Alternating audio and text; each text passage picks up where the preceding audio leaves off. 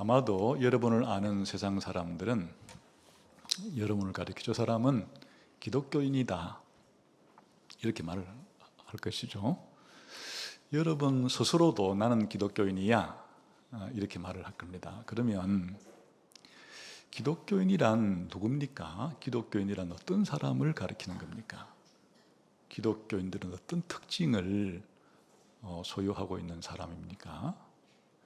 흔히들 여러분을 아는 세상 사람들은 기독교인을 이렇게 정의할지 모르겠어요.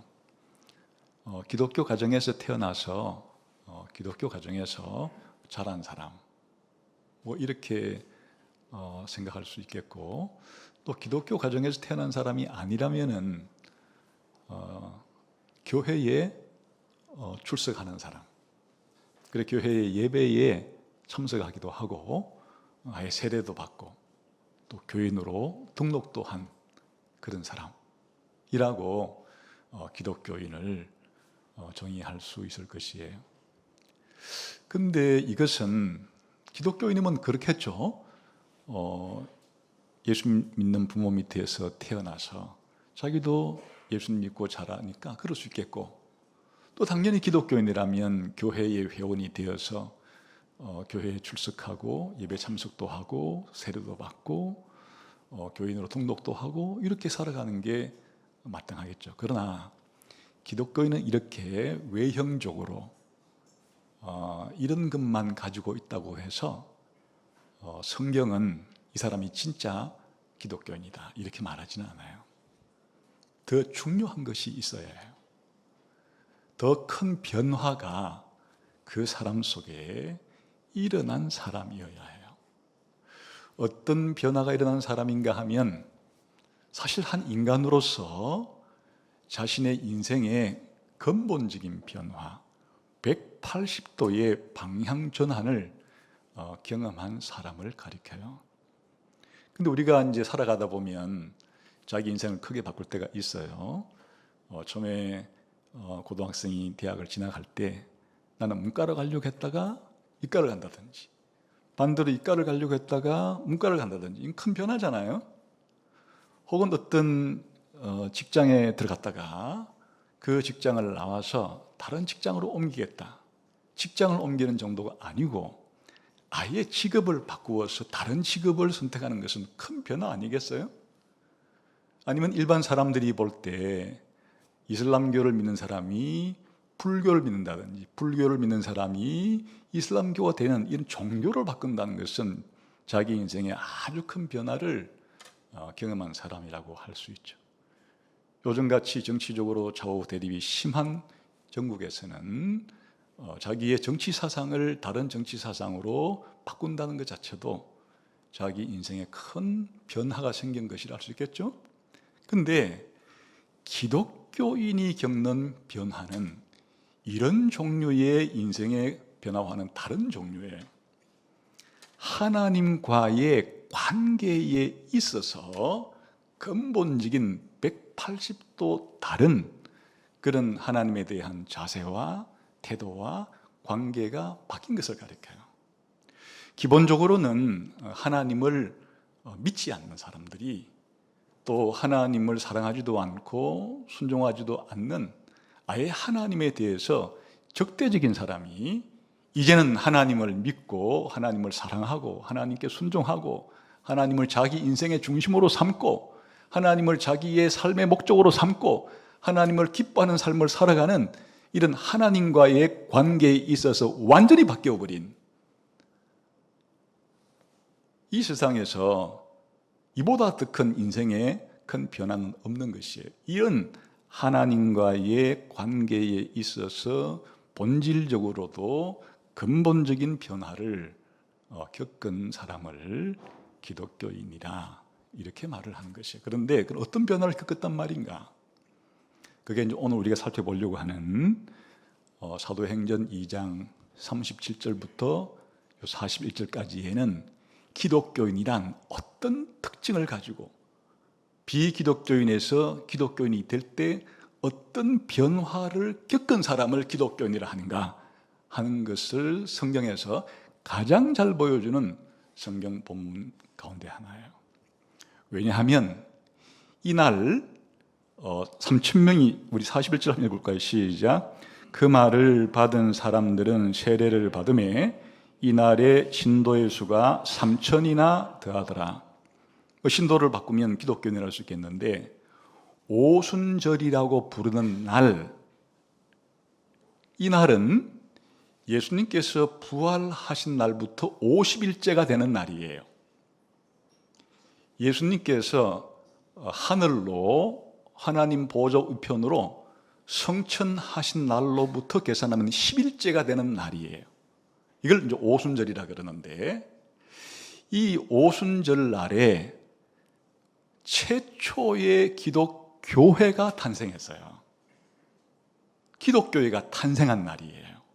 근데 교회라고 하는 단체에 회원이 있어야 되잖아요. 이 오순절이라는 날 3,000명의 기독교인이 태어난 날이기도 해요. 그러니까 기독교 역사에 있어서 최초의 기독교회가 태어나면서 그 교회의 최초의 3,000명의 구성원들이 만들어진 날, 기독교인 3,000명이 태어난 날이 바로 이 오순절이라는 날이에요. 바로 이 3,000명이 겪은 변화, 이들은 이전에는 기독교인이 아닌 사람들이에요. 근데 이 오순절 날에 기독교인이 된 사람들이에요. 근데 무려 3,000명이에요.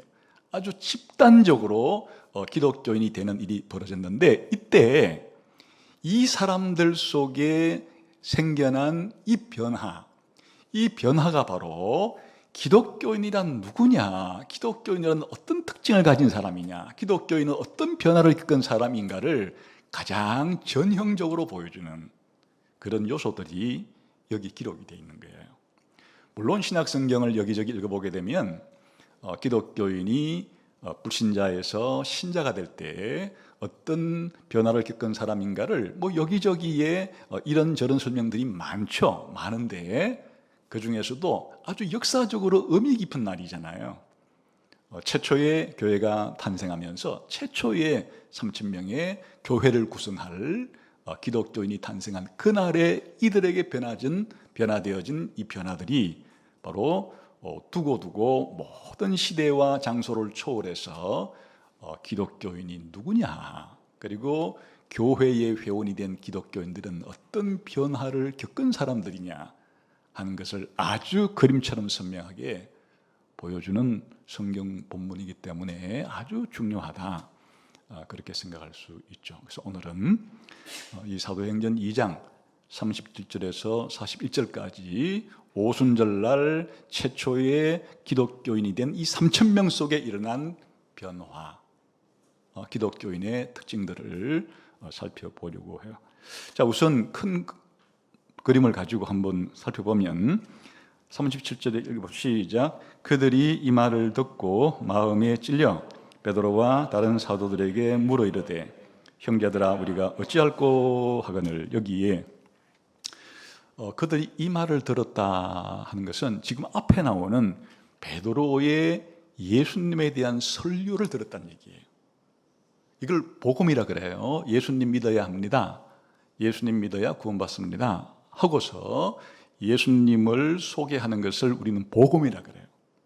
그러니까 이 말을 들었다는 얘기는 기독교 최초의 복음을 전한 사람이 이 사도 베드로예요. 오순절날 이날 전 세계 15개국에서 몰려든 유대인의 오순절이라는 명절에는 흩어져 있던 유대인들이 몰려드는 날인데, 바로 15개국에서 몰려든 수많은 사람들이 오순절날 이 베드로의 설교를 들었어요. 그 수는 알 수 없어요. 그게 몇만 명이 될지 알 수가 없겠는데, 이 말을 들었다는 것은 우선 바로 이 예수님에 대한 이야기, 복음을 들은 사람이란 뜻이에요. 그런데 복음을 듣는 것으로 끝이 아니에요. 듣고 뭔가가 일어나야 돼요. 우리 한번 41절 41절 시작. 그 말을 받은 사람들, 이런 표현이 나오죠. 그러니까 예수님에 대한 복음을 들을 뿐만 아니라 그 말을 받아들인 사람이에요. 여기서 받아들였다 하는 것은 믿었다는 뜻이죠. 사도 베드로가 전하는 복음을 믿은 사람들. 근데 왜 이게 이제 기독교인의 첫 번째 특징인가 하니까 이날에 사도 베드로가 하는 이 복음을 들은 사람이 3,000명보다 훨씬 많아요. 그게 5배가 될지 10배가 될지는 알 수가 없으나 엄청나게 많은 수가 똑같은 장소, 똑같은 시간, 똑같은 사람인 베드로에게 똑같은 예수님에 대한 소식을 들었는데 어떤 사람은 베드로가 전하는 이 복음을 듣고서 한 귀로 듣고 한 귀로 흘려버리는 위독경이라고 소기의 경읽기처럼 베드로가 전하는 이 복음이 자기에게 아무런 영향이 없이 그냥 흘러가 버리는, 그래서 베드로가 전하는 말을 믿지 않는 그런 사람들이 있었던 반면에 이 3,000명은 동일한 베드로가 전하는 이 복음을 듣고서 이 복음을 받아들인 사람이라는 게 첫 번째 특징이에요. 복음을 듣고 복음을 받아들인 사람. 앞으로 이제 이런 일이 계속 일어나는 것이에요. 이 오순절날 3,000명으로부터 시작돼서 우선 사도행전에 있는 수많은 30년 동안에 이런 일이 계속해서 일어나게 되는데 우리들은 이런 반복되는 일이 일어나기 때문에 이 일에 대한 이름을 정할 필요가 있어요. 이걸 뭐라 부르는가 하니까 소명이라 불러요. 부르심이라 부르는 거예요. 여기 성경에도 그 용어가 소개가 돼요. 우리 38절, 39절 읽어봅시다. 시작. 이 약속은 너희와 너희 자녀와 모든 먼데 사람 곧 주 우리 하나님이 얼마든지 부르시는 자들이다. 하나님이 부르신다는 말이 나오죠. 이거를 하나님의 부르심이라고 불러요. 한자로는 소명이라고 불러요. 그런데 이날 3,000명 말고도 많은 사람들이 하나님의 부르심을 받았어요. 그거를 외적 부르심이라고 그래요. 누구에게나 복음을 선포할 때 자기 귀를 가지고 이 하나님의 복음을 들을 수 있도록 하는 것을 하나님의 부름이라 그러는 거예요. 그러니까 쉽게 말하면 전도를 할 때 이 전도를 듣는 모든 사람들은 하나님의 부르심을 받고 있는 거예요. 그런데 이게 누구나 할 것 없이 바로 자신의 귀만 있으면 복음 전도를 듣고서 하나님의 말씀을 듣고서 들을 수가 있기 때문에 그 하나님의 일반적인 외적 부름은 받지만은 여기서 사람이 갈리는 거예요.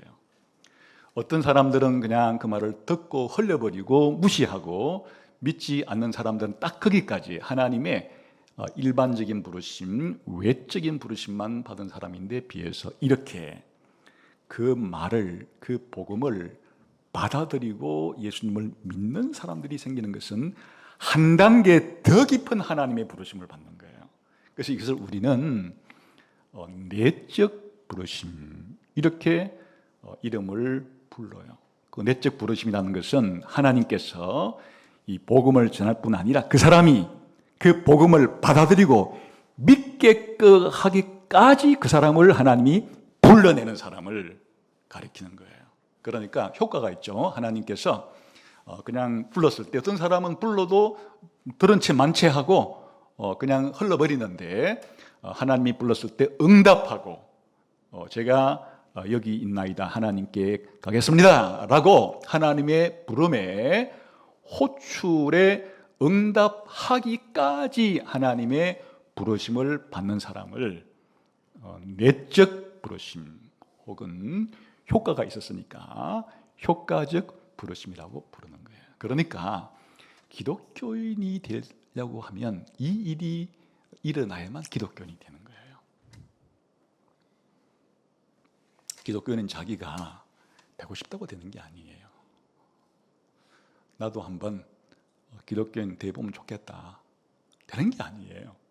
하나님의 부르심이 있어야 되는데 특별히 그냥 복음을 듣는 일반적인 부르심 이외에 그 복음을 믿고 받아들이기까지 하는 그야말로 하나님의 특별한 부르심을 받은 사람이 기독교인이. 그러니까 기독교인은 하나님의 부름받아 나선 사람들이에요. 우리는 흔히 소명하면 직업과 연관시켜서 생각할 때가 있죠. 나중에 여러분들이 어떤 직업을 가질 때 하나님이 나를 이 직업으로 내게 소명을 주셨어. 이렇게 말을 할 수도 있고, 혹은 이제 우리가 일반적으로 비유를 하자 그러면 회사의 회장님이 특정한 누구에게 너는 과장을 해라. 과장으로 그 회장이 부를 수도 있는 거예요. 혹은 국가의 대통령이 어떤 사람을 어떤 특정한 장관 자리에 부를 수도 있는 거예요. 그게 높은 자가 그렇게 부르는 거예요. 그런데 기독교인이라는 것 자체가, 기독교인이 되는 것 자체가, 우리가 뭐 이 종교도 믿고 저 종교도 믿고 자유가 있는데 그 중에 내가 하나 택해서, 이게 아니고 성경이 말하는 기독교인의 첫 번째 중요한 특징은 무엇인가 하니까 하나님의 이 특별한 부르심을 받은 사람이어야 기독교인이 되는 거니까, 기독교인이 되었다는 것 자체가 영광스러운 거예요. 이 세상에서 가장 영광스러운 거예요. 하나님이 나를 기독교인으로 불러내 주신 것이니까. 이게 첫 번째 사항이에요. 그런데 그럼 이런 하나님의 이런 특별한 부르심을 받았다는 증거는 어디에 있는가? 마음속에 변화가 일어나야 해요.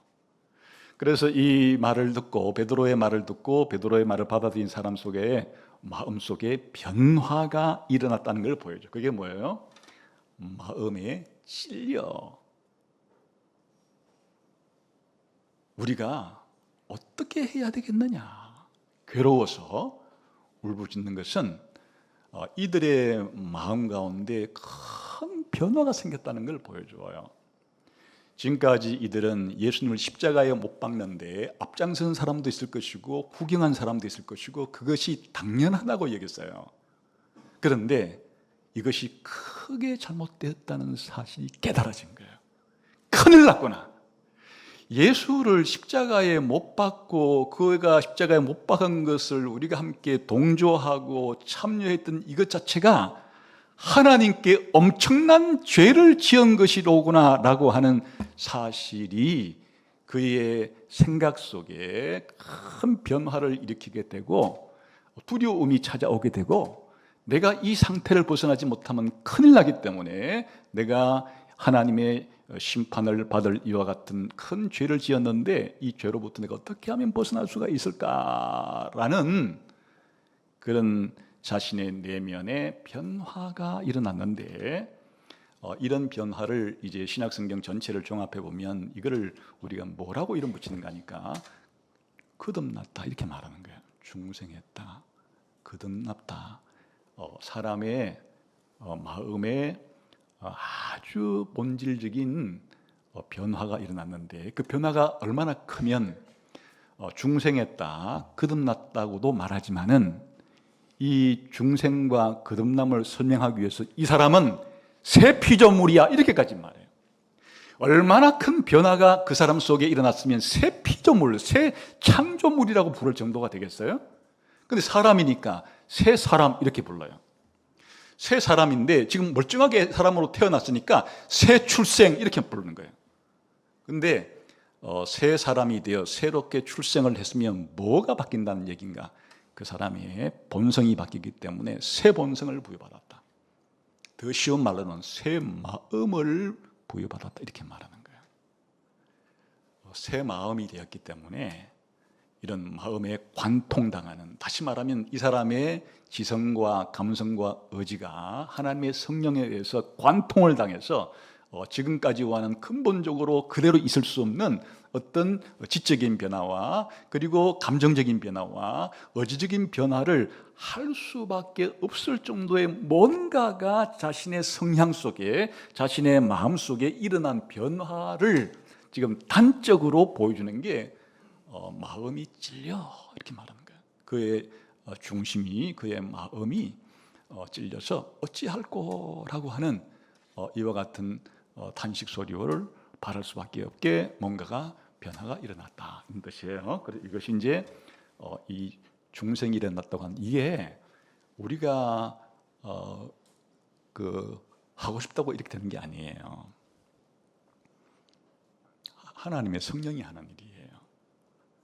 그러니까 이런 그 변화된 마음은 돌을 닦는다고 되는 게 아니에요. 마음을 닦는다, 마음을 수양한다.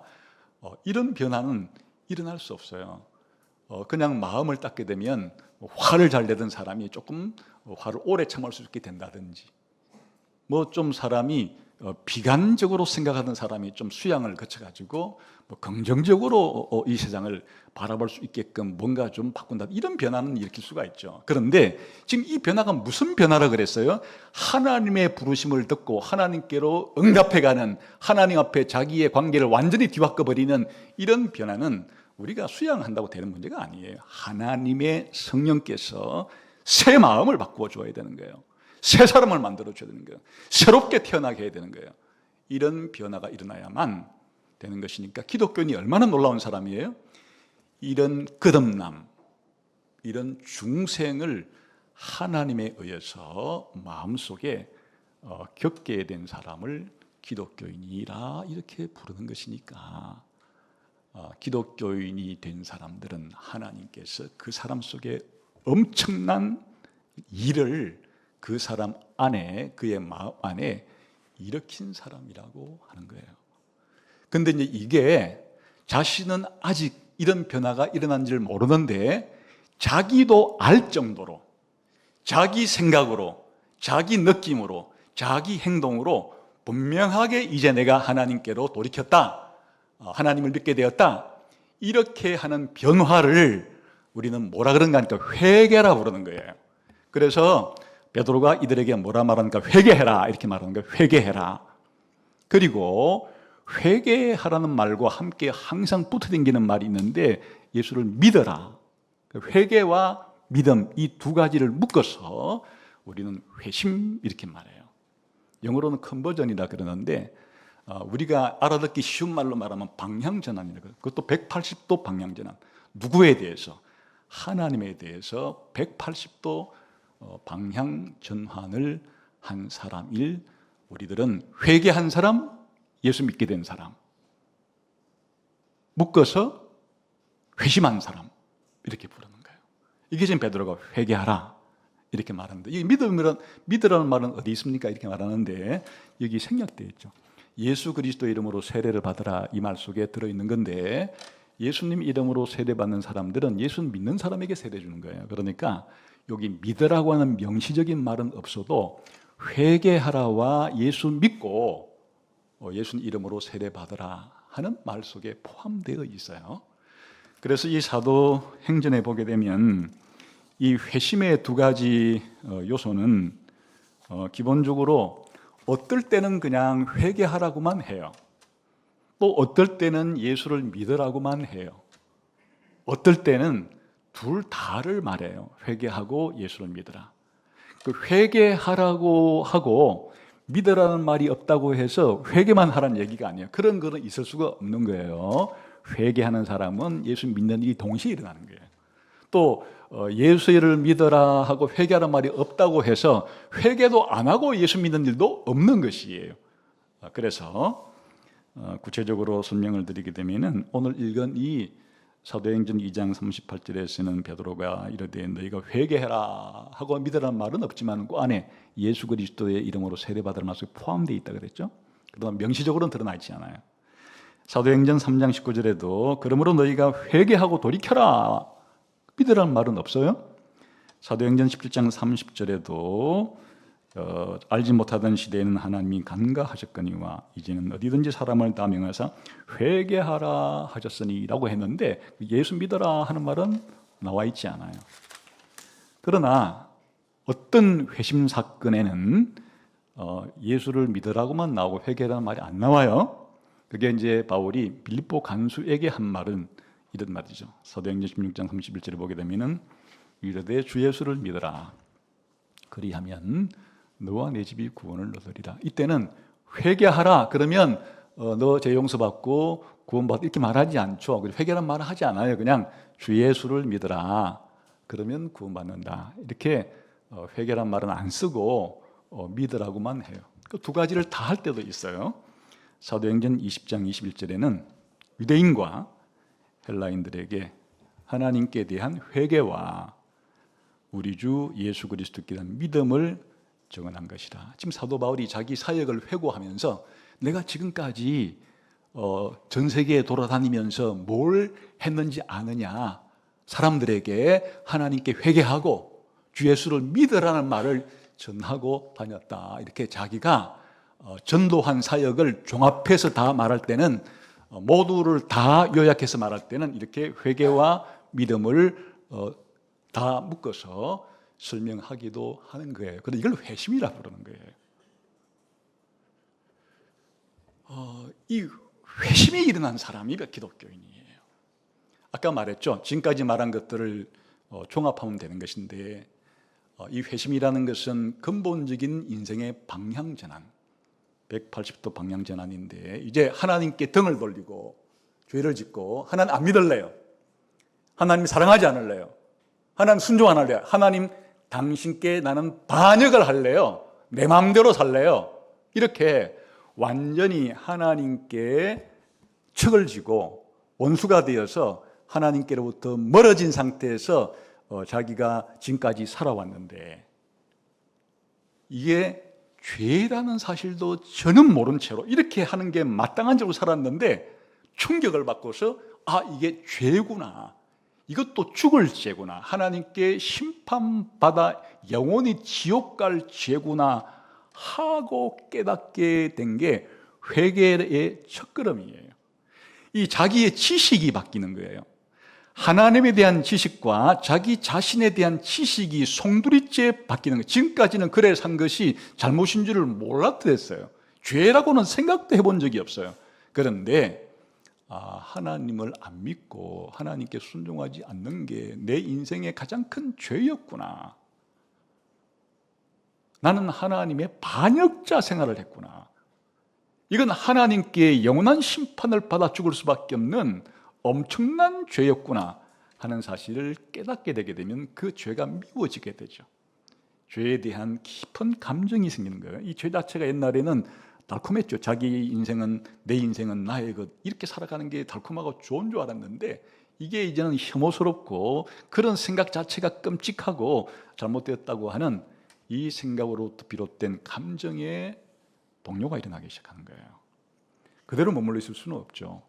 이제 하나님께 대한 죄를 청산하고 방향을 180도 완전히 바꿔가지고 이제 하나님께로 돌이키는 것을 회개라고 하고, 믿음은 뭐냐?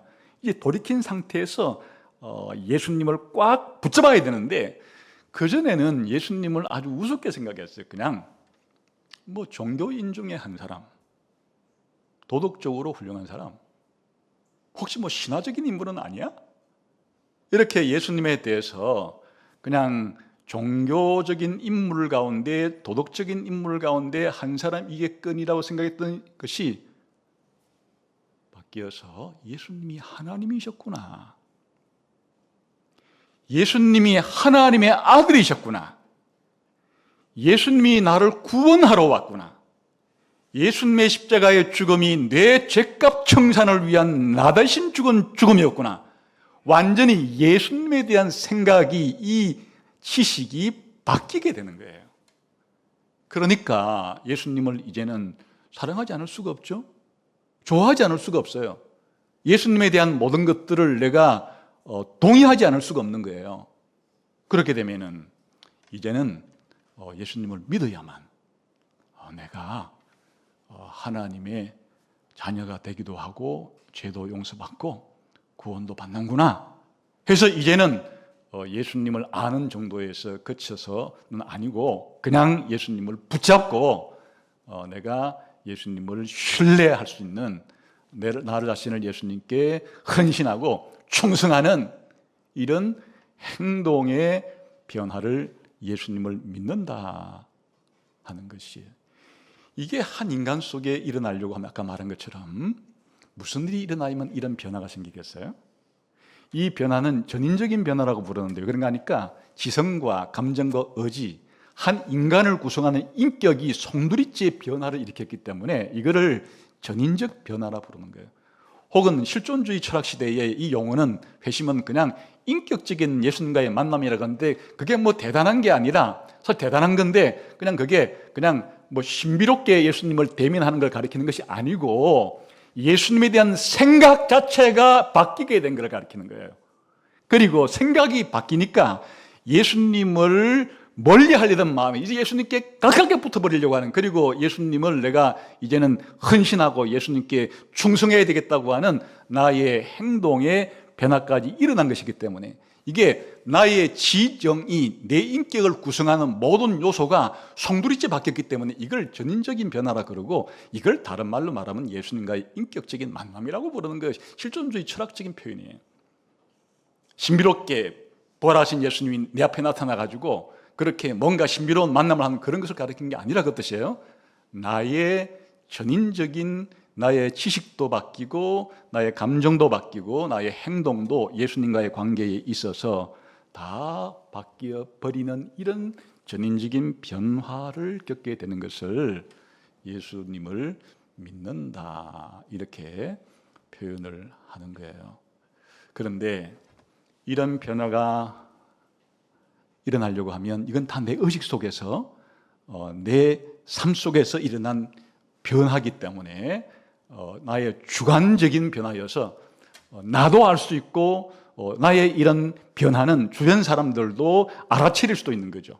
그런데 이런 변화가 일어나기 전에 그 전 단계에 뭐가 있었다 그랬어요? 하나님의 특별한 부르심과 성령님을 통한 우리의 영혼을 끝없나게 하시는 그 결과로서 이런 일이 생기는 거예요. 그래서 이와 같은 최초의 기독교인이 되었다고 하는 것은 최초의 회심자들이 생겨났다, 그 뜻이에요. 자신의 죄를 회개하고 예수님을 믿는 사람들이 이제 본격적으로 3,000명이 생겼다, 그런 뜻이에요. 근데 사실 이제 구원은 여기 끝이 아니에요. 이렇게 하면 죄 용서를 받으리라 그랬는데, 그 죄 용서를 받는 이 메커니즘은 어떻게 죄 사함을 받는가 하니까 예수님께 자기의 모든 죄가 다 넘어가게 돼요. 예수를 믿게 되면. 그래서 예수님이 내 죄를 예수님 통장으로 다 내 죄가 옮겨가게 되는 거예요. 그래 예수님이 내 죄를 다 예수님 통장으로 옮겨가가지고는 예수님이 내 죄값을 다 대신 죽으심으로 청산을 해버리는 거예요. 그래서 제사함이 일어나는 거예요. 그리고 예수님께서 하나님께 순종하신 그 의는 또 내 통장으로 예수님이 다 집어넣어주는 거예요. 그래서 하나님이 볼 때 내가 하나님께 완전히 순종한 의를 이룬 사람처럼 하나님께서 내 계좌를 보시고 너는 의롭다, 이렇게 선언해 주시는 변화를 신학적으로는 용어를 칭의라 이렇게 부르는 거예요. 네 죄사함을 받으리라 하는 말은 칭의가 일어난다는 뜻이에요. 이 사람들은 칭의가 일어난 사람들이에요. 더 나아가서 예수 이름으로 세례를 받아라라고 했을 때, 예수 이름으로 세례를 받는 것은 예수님과 연합되었다는 것을 가시적으로 표현하는 게 세례예요. 그러니까 이 사람들은 예수님과 연합된 사람이라고 하는 뜻이기도 하기 때문에 이 사람들은 3,000명은 이제 예수님과 연합된 사람들이고 또 하나님께로부터 의롭다는 무죄 선언까지 받은 사람들이기도 하다. 더 나아가서 이들은 하나님의 자녀로 입양이 된 사람이기도 해요. 하나님께 약속은 너희와 너희 자손들에게 약속된 것이다, 이렇게 표현했는데, 이 예수 믿는 사람들의 후손들까지 포함하는 이와 같은 하나님께 받은 이 약속은 사실은 하나님의 언약 속에서 하나님의 언약 백성으로, 하나님의 가족으로 편입시켜 준다고 하는 그런 의미를 내포하고 있어요. 그렇게 입양이라는 말은 지금 당장은 안 쓰고 있지만은 이런 내용을 나중에 설명할 때 이거를 입양이라, 양자라 이렇게 표현하기도 하는 거예요.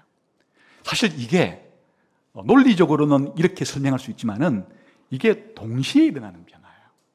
하나님께서 복음을 전할 때 복음을 듣는 사람들의 귀만이 아니고 마음의 길을 열고, 그리고 마음을 하나님께서 움직여서 회개하도록, 그리고 예수님을 믿도록 그렇게 한 일이 일어날 때 하나님은 이를 무죄 선언을 해주시면서 예수님과 연합된 상태로서 하나님의 가족으로서 하나님의 자녀로서 그렇게 입양시키는 일들이 동시에 다 벌어지는 일이에요. 이런 일을 겪은 사람들을 기독교인이라고 부르는 거예요. 더 나아가서 이제 지금까지 이 사람들은 하나님을 반역하는 사람들의 무리 속에서 섞여 살면서 이 세상의 가치관과 세계관과 인생가지를 가지고 살다가 이제는 예수 믿는 사람들의 무리 속으로 옮겨오게 돼요. 이 패역한 세대에서 구원을 받아라 하는 것은 이제 본격적으로 이들이 거룩함이 시작이 되어서 하나님 편에 속한 사람들의 무리 속으로 옮겨오심을 당하고 이제는 하나님이 원하시는 삶을 살아가게 되는 첫 번째 과정을 이 패역한 세대에서 구원을 받아라라는 표현 속에 담겨 있어요. 그리고 이들은 중간에 예수 믿다가 탈락할 일이 없는 것은 이 약속은 하나님이 영원전부터 오래전부터 약속된 바이기 때문에 이 하나님의 약속에 의해서 반드시 지키심을 받을 거라는 것도 포함되어 있어요. 이걸 나중에서 이제 구체적으로 설명했던 견인이라 그러죠. 하나님의 보호하심이 끝까지 예수님 믿을 수 있도록 이 사람이 인내할 수 있도록 해주시는 거예요. 물론 여기에 나중에 우리가 영화롭게 된다, 몸이 부활한다는 까지 설명되어 있지는 않아요. 그러나 이 최초의 기독교인이 된 사람들은 구원을 받은 사람들인데 이 구원이라고 하는 것은 이것들을 다 포함하는 게 구원이에요. 그래서 오순절에 구원론적인 의미라는 제목을 다룬 이유는 무엇인가 하니까 예수님께서 하나님 보좌편에서 성령을 보내어서 기독교인이 될 사람 한 사람 한 사람 한 사람 속에 예수님이 이루어 놓으신 구원을 다 적용시켜 주는데 그 적용을 시켜준다고 할 때 지금 말한 이 전체를 그 사람 속에 일어나게 하는 거예요. 그래 이것을 우리의 속에서 일어나기 때문에 구원의 서정이라 이렇게 부르기도 하는데 다 신학적인 전문 용어들이에요. 구원의 질서라 부르기도 하고 오르도 살루티스라는 라틴어가 이제 이것을 표현한 것인데 무슨 뜻인가 하니까 우리 속에서 성령님이 이러한 구원의 여러 가지 내용들을 논리적으로 생각할 때 이런 순서대로 우리 안에 일으켜 주신다라고 해서 예수 믿는 기독교인들 속에 일어나는 구원의 변화들 전체를 다 묶어서 구원의 질서 혹은 구원의 서정 이렇게 부르는데 이게 구원론적인 의미예요. 이게 일어났다는 뜻이에요. 그러니까 이제 여러분들이 생각한 아까 처음으로 돌아와서 기독교인이 어떤 사람이야? 라고 말했을 때 기독교인이란 예수 믿는 가정에 태어나서 그냥 예수 믿는 가정에서 살아가고 있는 거야. 이거하고는 차원이 다르잖아요. 또 기독교인이 누구야? 기독교인은 교회라는 단체에 들어가서 그냥 예배에 출석도 하고 또 세례도 받고 교인으로 등록도 하고 무슨 직분도 받고 물론 당연히 기독교인은 그런 일을 하는 사람들이지만은 기독교인은 지금 말한 하나님의 특별한 부르심을 받고 성령에 의해서 거듭남이 일어나고 그 결과로 자기의 전인격 속에서 회개와 믿음이 회심을 통해서 발생하게 되고 그 결과 또 하나님께서는 나를 의롭다 선언해 주시고 하나님의 자녀로 입양을 시켜주시고 예수님과 연합된 사람으로 살아가면서 세상으로부터 분리되어서 이제 거룩한 삶을 시작하게 되고 장차 하나님이 끝까지 믿음을 우리를 붙잡아 주시는 가운데 나중에 영원한 천국에 들어가게 될 사람을 기독교인이라 부른다. 이것이 아주 그림처럼 생생하게 드러난 것이 첫 번째 3,000명의 이 회심 사건 속에서 드러났다 한 것이에요. 이 다음에는 한번 이렇게 설명을 했기 때문에 항상 똑같이 설명하지 않아요. 그냥 주 예수를 믿어라. 너와 내 집이 구원받아야 하니까 빌립보 간수가 자기 가족들을 다 모아다가 베드로의 말을 듣고 예수 믿었더라, 세례받았더라 이렇게 끝이고 그냥 이렇게 설명해도 그 빌립보 간수에게 일어난 일이 바로 이 3,000명에서 일어난 일이 그에게 또 일어나는 것이에요. 사도행전 8장에서 빌립 집사가 사마리아 지역에 가서 예수님을 전했을 때 많은 사람들이 예수 믿고 돌아왔다 할 때 그냥 간단하게 그렇게 표현하지만 이런 일이 그 사람 속에 생겨나게 되는 거예요. 사도 바울이 사도가 되기 전에 예수 믿는 사람들을 체포하려고 다메섹 도상으로 가다가 이 경우는 예수님이 직접 그렇게 베드로를 통하지 않고 직접 말한 것을 듣고 이 바울 속에 생겨난 변화도 이런 변화의 요소들이 그대로 다 있는 것이에요.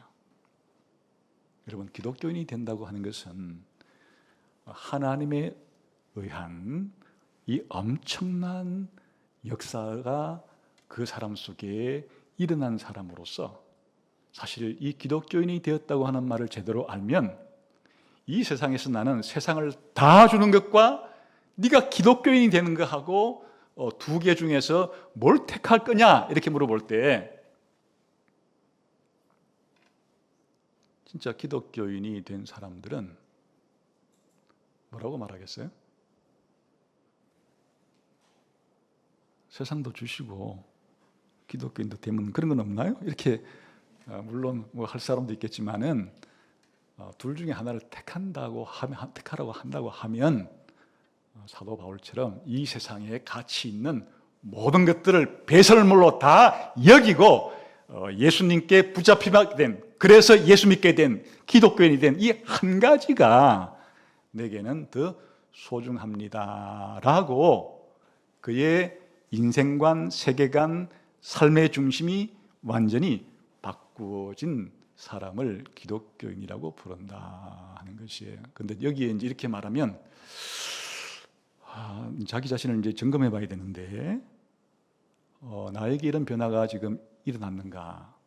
나는 교회에는 지금 출석하고 있고 등록은 한 교인이긴 하지만은 이런 기독교인으로서 필수적으로 생겨나야 될 변화들은 아직 경험하지 못한 사람이 아닌가, 이렇게 이제 자신을 점검해 볼 필요가 있겠죠.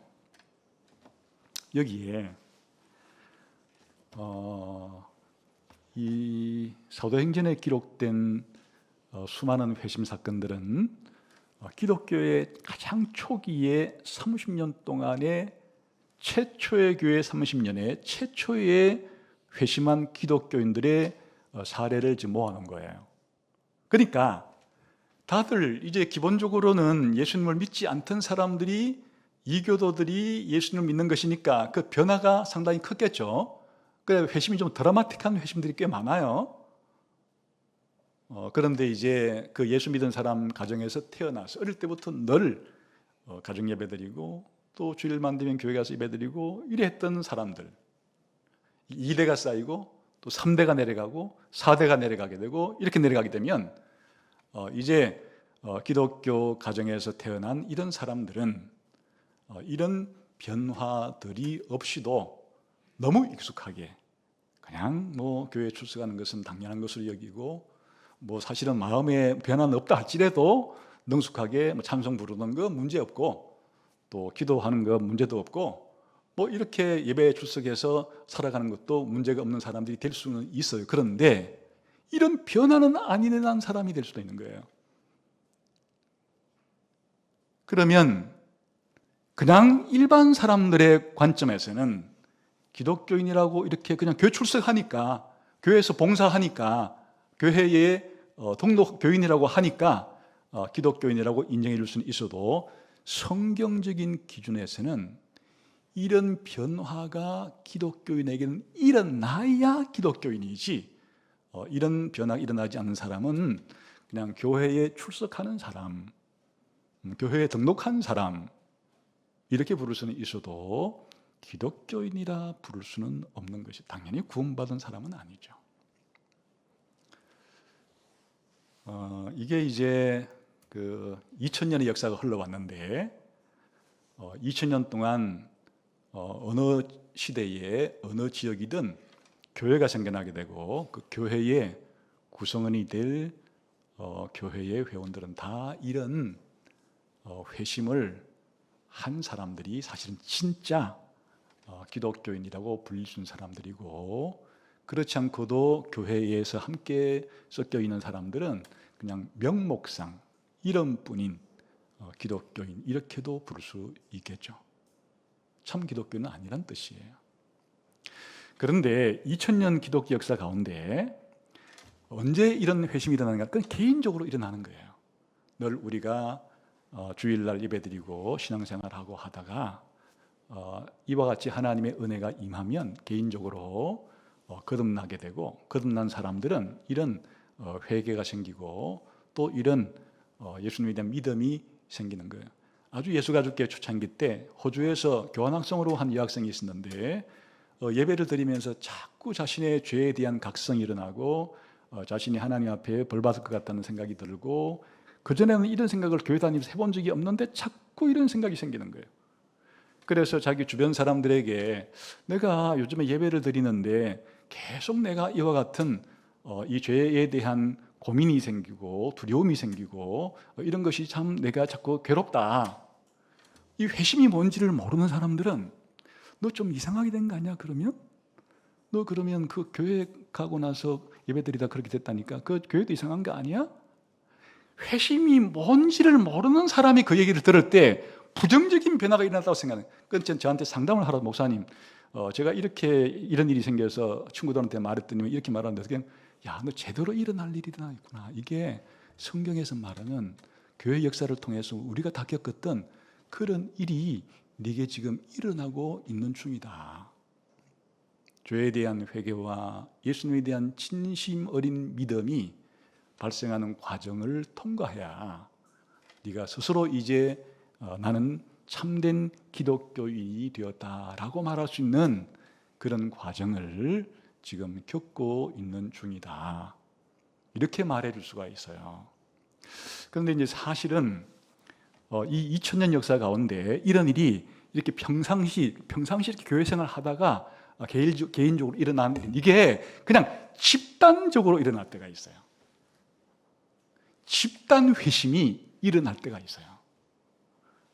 그게 뭐 몇 개월 갈 수도 있고 몇 년이 갈 수도 있고 몇십 년이 갈 수도 있고 또 한 교회만이 아니라 한 지역 그리고 몇 개 나라에 걸쳐서 이런 집단 회심이 광범위하게 일어나는 시기가 있는데 너무 특이하거든요.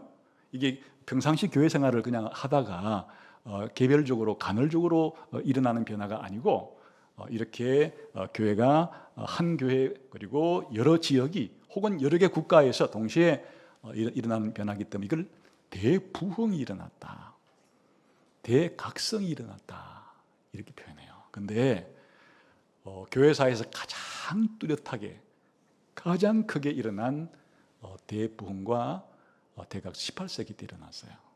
18세기 때 1차 대부흥운동 혹은 2차 대부흥이라고 부르는 이런 일이 영어를 사용하는 지역을 중심으로 옛날에는 이제 영국, 잉글랜드, 웨일즈, 스코틀랜드, 아일랜드 같은 지역들에서 그리고 또 영국의 식민지였던 뉴 잉글랜드 지역에서 이런 일들이 1730년대와 1740년대에 처음으로 교회사에서 일어나고 이거를 구체적으로 기록한 사람이 조나단 에드워즈라고 하는 사람이에요.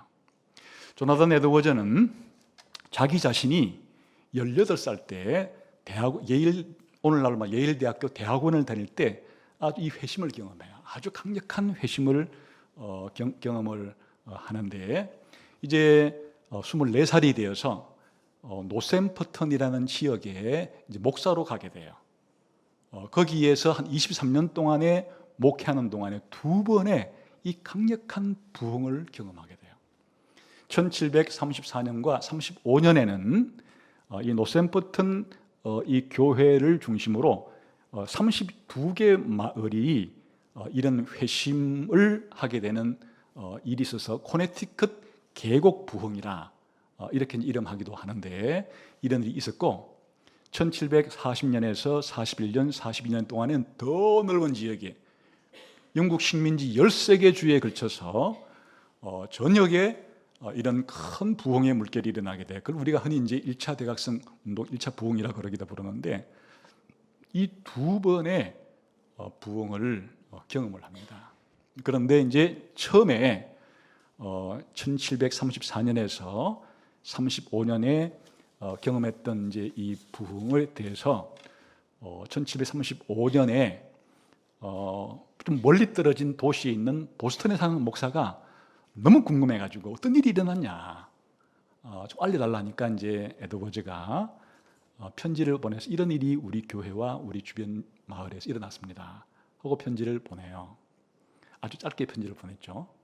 근데 이제 이 보스턴에 있는 콜먼이라는 이 목사가 자기 친구들이 영국 런던에 있어요. 영국 런던에 있는 아이삭 와처라고 중요한 찬송가 작사도 한 분인데 그분에게 이 사실을 알려요. 그러자 그 소식이 너무 놀라운 일이 일어났단 말이에요. 평상시에 일어나지 않는 일이 일어났단 말이에요. 좀 자세하게 알려달라. 이렇게 이제 다시 요청을 좀 해요. 그래서 더 편지를 길게 써가지고 이 한 권의 책 분량으로 132페이지 정도 되는 분량으로 이 장문의 긴 편지를 통해서 자기 지역에 일어난 일들을 그렇게 이제 말을 하게 돼요. 그 책 제목이 뭔가 하니까 뉴잉글랜드 지방의 노샘프턴과 이웃 마을과 뉴햄퍼셔 계곡에서 수백 명이 회심하게 된 하나님의 놀라운 역사에 대한 신실한 이야기. 이게 책 제목이에요. 이제 처음에 이 편지를 보내니까 이 편지 너무 길잖아요. 편지가 130페이지나 되는 이 책 정도 되는 분량의 편지니까. 그래서 이제 이 콜먼이 18페이지로 딱 요약을 해가지고 이 조나단 에드워즈의 이모부 설교집의 부록으로 그냥 끼워 넣었어요. 그리고 설교집을 영국에 있는 친구들한테 보내니까 너무 궁금한 18페이지가 있는데 너무 궁금해. 그러지 말고 그 긴 편지를 다 그냥 책으로 내라 했는데 이 콜먼 목사가 뭐 여러 가지 일이 있었는지 만들지 않고 미적미적하자 안 되겠어서 이 편지의 장문을 자기가 책으로 만들자 아예 그냥 이 원본 자체를 런던에 있는 친구 목사들한테 보내줬어요. 그래서 이게 최초로 1737년에 영국 런던에서 이 조나단 에드워즈가 자기 교회와 이웃 교회들에게 생긴 부흥에 대한 이야기를 책으로 발간한 제목이 아까 그 긴 제목이에요. 그래 그거를 이제 한국에서 책으로 지금 만들었는데 그 긴 제목을 다 읽으면 그거 읽다가 아무도 안 읽을 거 아니에요. 그래서 이제 딱 요약해가지고 놀라운 부흥과 회심 이야기 이렇게 이제 핵심만을 따서 제목을 이제 붙였어요. 여기에 보게 되면 이게 어떤 역할을 했는가 하니까 이 조나단 에드워즈가 최초로 교회사에서 이런 집단 부흥과 집단 회심이 일어난 보고서예요. 그전까지는 그런 일이 있었어도 기록을 안 해놨으니까 알 수 없죠. 교회사에서 최초로 기록으로 남긴 책이에요. 근데 이제 이 책을 읽고서 1차 대각성 운동이 일어나게 됐어요. 영국에 있는 웨일즈 지방의 두 사람이 이 책을 통해서 강력한 도전을 받고 또 요한 웨슬레도 이 책을 읽고 큰 감동을 받아. 이 사람들이 전부 다 1차 대각성 운동의 주역들이 돼요. 그러니까 이 책이 우리가 흔히 말하는 1차 대부흥의 도화선에 불을 붙인 책이에요. 자, 그러면 이 책에 무슨 내용이 담겨 있을까? 일단 1734년 12월부터 1735년 5월 정도까지 약 6개월 동안에 자기 교회에서 일어난 집단 회심에 대한 이야기를 쭉 역사적으로 서술을 해주고 어떻게 일이 일어났는가 하니까 처음에 1734년 12월경쯤 이제 그 이전에 한 사건이 계기가 돼요. 1734년 한 4월경 정도에 갑자기 청년 두 사람이 갑자기 죽어버려요. 그 얼마나 우리가 이렇게 신앙생활 하다가 같은 청년 형제 둘이 갑자기 죽으니까 얼마나 쇼크가 왔겠어요?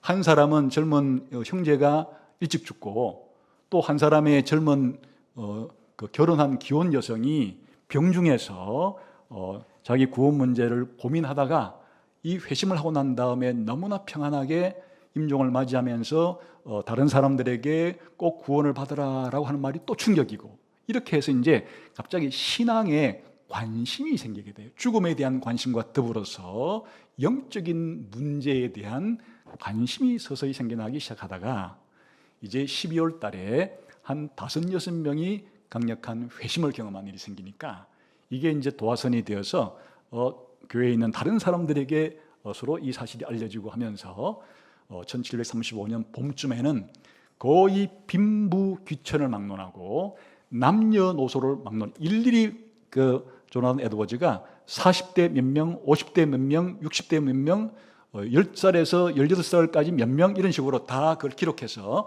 한 6개월 동안 노샘프턴 교회 안에서만 한 300명 정도가 회심한 것을 기록하고 이제 32개 마을로 이게 확산이 되어서 그러면 뭐 수천 명이 됐겠죠. 이런 이제 역사적인 보고를 쭉 한 다음에 분석을 해요. 분석을 하는데 2가지 분석이 아주 핵심적인데 2가지 일이 공통적으로 다 일어났다. 이 회심한 사람들 속에.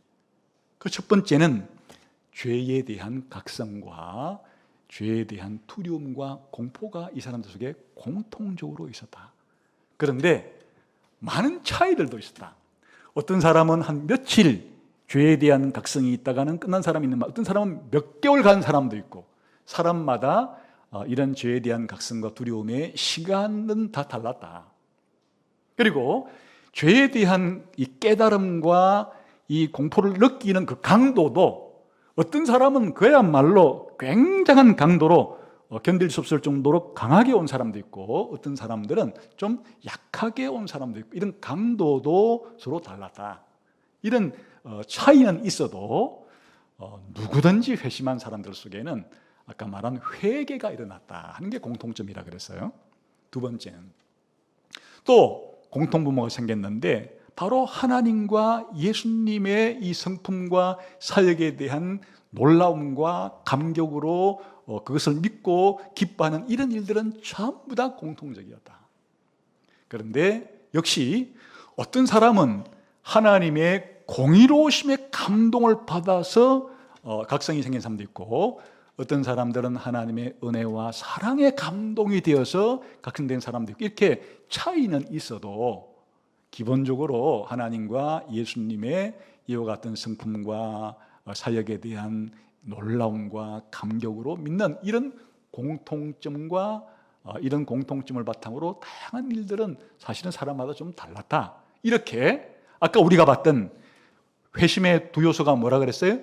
회개와 믿음의 두 요소가 회심한 모든 사람들에게 차이는 있어도 공통적으로 있고, 공통적이지만은 또 다양성도 있다는 게 신학적인 분석이에요. 그리고 두 사람의 아주 대표적인 사례를 이제 찍어서 두 사람을 소개해요. 그 한 사람은 아비가일 허친선이라는 젊은 여성이었는데, 병중에서 이 사람이 좀 하나님께 불평도 하고, 다 그렇잖아요. 우리가 다른 사람은 안 아픈데 나만 아프면 얼마나 하나님께 불평이 되겠어. 이렇게 살다가 이 사람이 이제 회심을 하게 되니까 어떤 죄에 대한 각성이 생기는가 하면, 아예 내가 아담이 지은 죄에 내가 연루되었구나 라고 하는 이 원죄에 대한 각성도 생기고, 그동안 내가 구체적으로는 이 병중에서 하나님께 불평하고 원망했던, 하나님의 섭리를 못마땅하게 생각했던 그런 죄도 막 못 견디게 각성이 되어지고, 또 다른 사람은 효녀라 그러는데 실제로는 자기가 부모님께 잘못한 것들도 엄청나게 구체적으로 깨닫게 되고, 이런 죄에 대한 각성이 이 자매에게 찾아오고, 그런 연후에 하나님과 예수님에 대한 믿음이 생기게 되면서 이제 마음의 평화를 얻게 되고, 그리고 이제는 그동안엔 죽음이 두려웠는데 죽음을 두려워하지 않게 되고, 오히려 영원한 하나님 나라에 대한 소망이 강력하게 생기면서 주변 사람들에게, 보는 사람들은 다 자기를 안타깝게 여기는데 오히려 자기가 회심하게 된 놀라운 이 체험을 하면서 지금 이대로 세상이 멈추어도 좋겠다라고 하는 정도의 그런 하나님의 은혜를 누리게 돼요. 그러니까 이제 그런 감동적인 한 여성의 이야기를 쓰고, 더 놀라운 것은 만 4년하고 한 2개월 된 여자아이의 회심 이야기예요. 우리 만 4년에서 그 한 2개월 정도면 그냥 우리 유치부 아이 정도 되는 그런 아이인데, 이 아이가 31년생이니까 3월생이니까 이제 이 회심의 절정은 1735년 봄에 일어났다 그랬어요.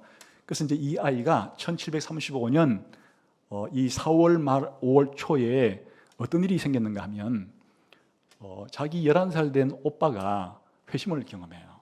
그래서 이제 자기가 이 놀라운 회심 이야기를 가족들에게 하니까 그 꼬맹이가 그거를 듣고서 스쳐 지나가지를 않고 자기도 자기 속에 이런 일이 일어나면 좋겠다라는 생각을 가지고 그때부터 이런 일이 있게 해달라고 기도실에 들어가서 기도를 하기 시작하는 거예요.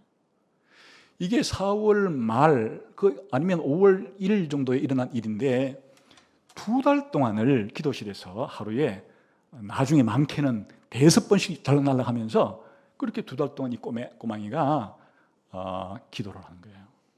그러다가 7월 31일 날 목요일 날 오후에 엄마가 이 애가 방에서 기도하는 소리를 들었는데 큰 소리로 평상시와 달리 주님 죄를 용서해 주세요, 저를 구원해 주세요 라고 막 꼬맹이가 막 기도하는 소리가 들리더니만 이 아이가 방문을 열고 뛰어와서 막 엉엉 우는 거예요. 그래서 이제 어머니가 아무래도 이제 엄마가 잘 아니까 너 왜 구원받지 못할까 봐 겁이 나니 하니까 예 엄마 저는 지옥 갈까 봐 겁이 나요 이렇게 말하면서 계속 우는 거예요.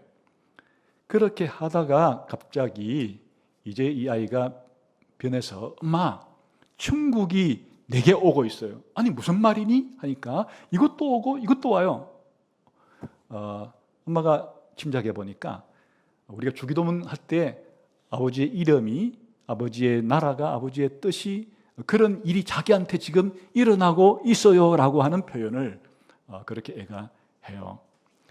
그래서 이제 엄마는 다른 볼 일이 있어서 이웃집에 갔다가 다시 오니까 이 애가 다시 기도실에서 나와서는 환하게 웃는 얼굴로 이제 난 하나님을 발견했어요 이렇게 말하면서 무슨 말이니? 너 구원받았다는 말이니? 예! 이렇게 말해요. 그럼 너 이제 겁이 안 나니? 하니까 예! 그리고 나는 하나님을 사랑해요 라고. 아니 꼬맹이가 하나님을 사랑한다 그러니까 엄마가 이상해서 그러면 엄마하고 아빠보다도 하나님이 더 사랑스러워 하니까 예! 이렇게 하면 그러면 네 동생보다도 하나님이 더 사랑스러워? 네!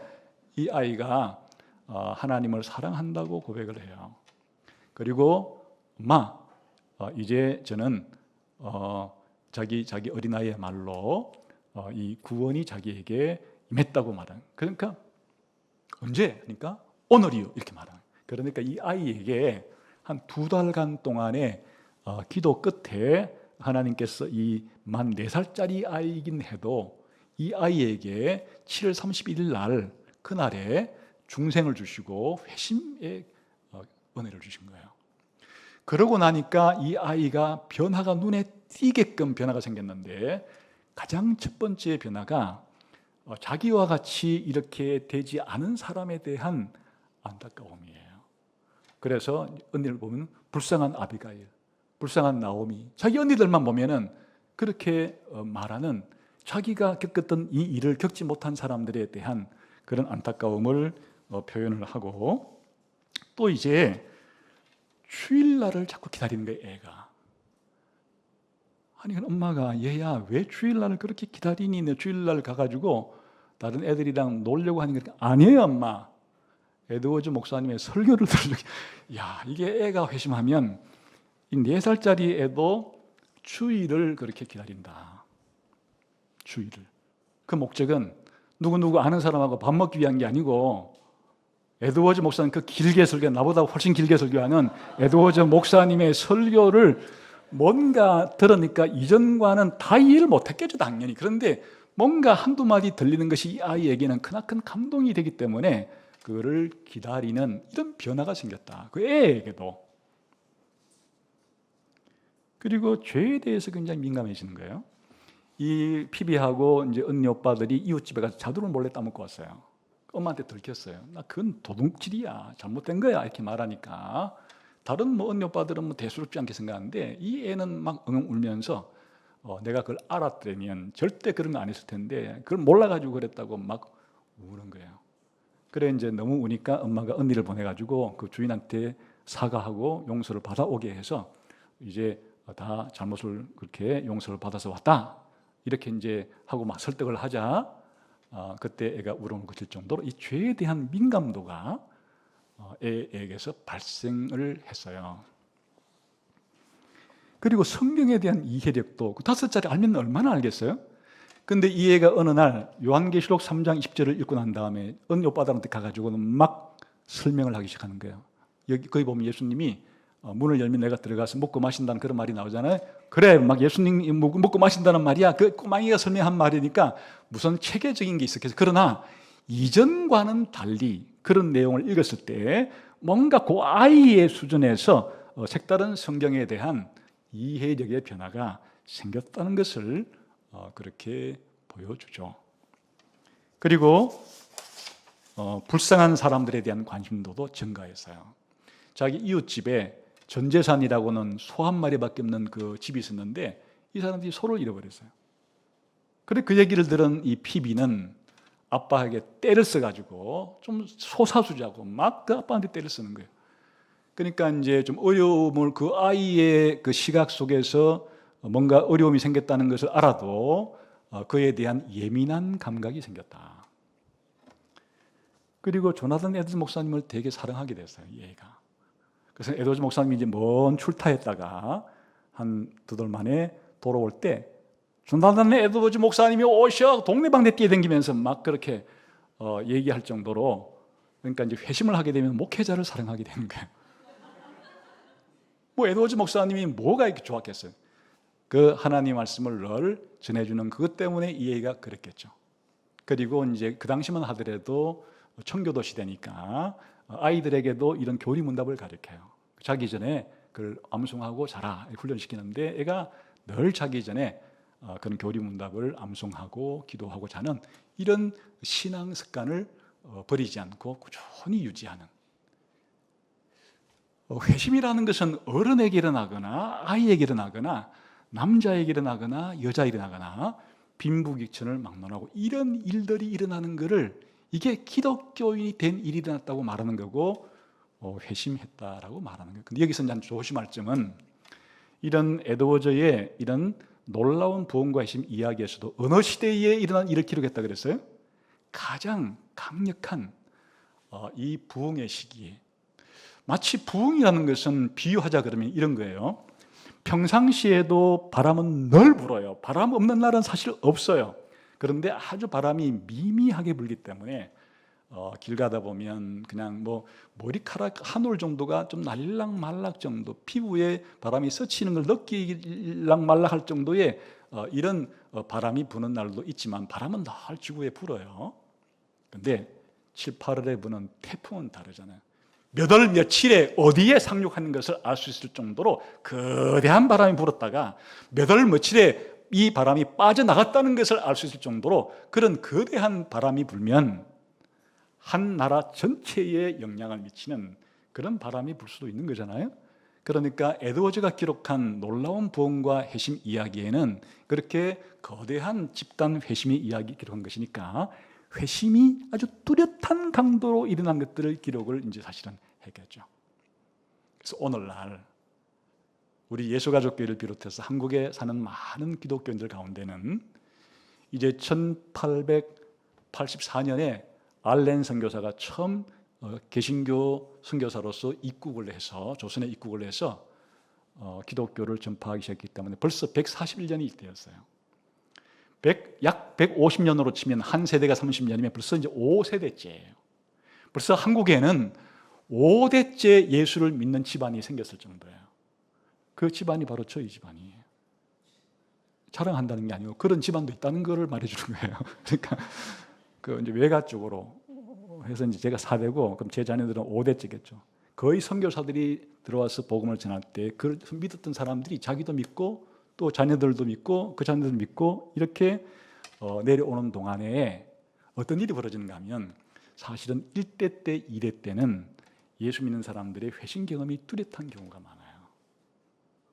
자기들이 이런 유교 사회에서 완전히 비기독교적인 환경에서 예수를 믿는다는 것은 많은 것을 희생해야 하고 많은 박해를 각오해야 되기 때문에 예수를 믿는다는 것이 확실한 변화로 이끌어지는 많지만은 늘 태어날 때부터 그렇게 가정 예배 드리고 또 주일날 되면 교회 가라고 하고, 그게 그냥 습관화된, 그냥 자기에게 변화가 있든 없든지 억지로라도 교회 생활을 해야 될 사람들이 많이 생겼다는 뜻이기도 해요. 그러니까 지금 어떤 형국이 되어 있는가 하면, 사실은 이 사도행전에 나오는 교회는 역동적이고 생동감이 넘치잖아요.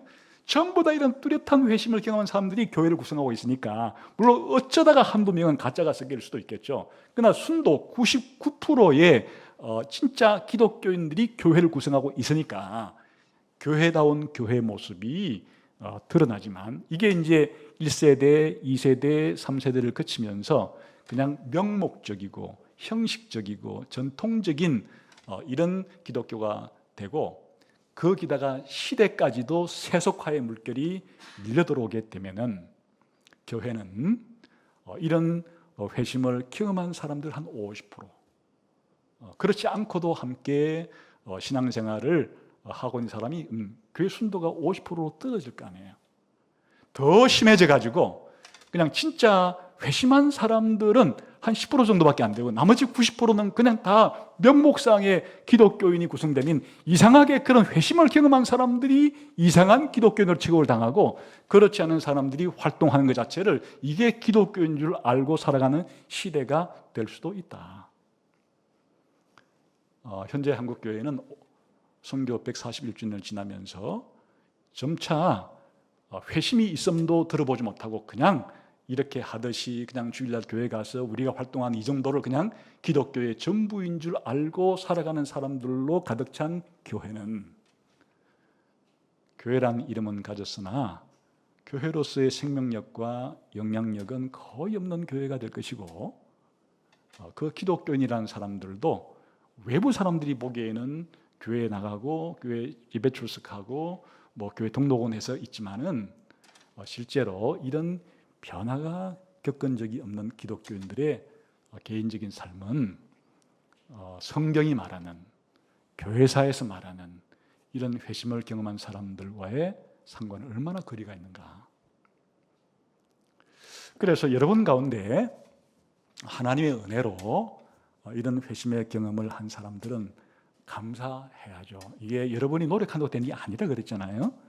하나님의 전폭적인 은혜로 이루어진 것이니까 이 소중함을 알고 여러분이 감사하면서 여러분의 친구나 동료나 가족 가운데 같이 신앙생활은 하고는 있지만, 이와 같이 참된 변화가 결국 없는 상태에서도 그렇게 되면 이제 기계적이고 의무적이고 습관적이 되는 거잖아요.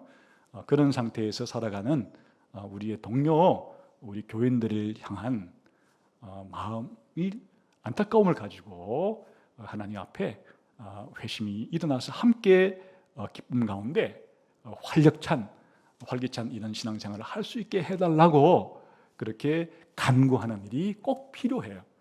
만약 가정을 가진 부모 같으면 본인도 그런 일을 체험해서 아직 자녀들에게도 그런 일이 있도록 개인 기도 시간에 기도해야 하고, 우리 부서에서도 교회 전체적으로도 늘 개인적으로 그런 교회가 참된 회심을 경험한 사람들로 구성된, 성경이 말하는 진짜 기독교인들이 더 많이 함께 하고 있는 이런 교회가 되기를 그렇게 하나님 앞에 구해야 한다.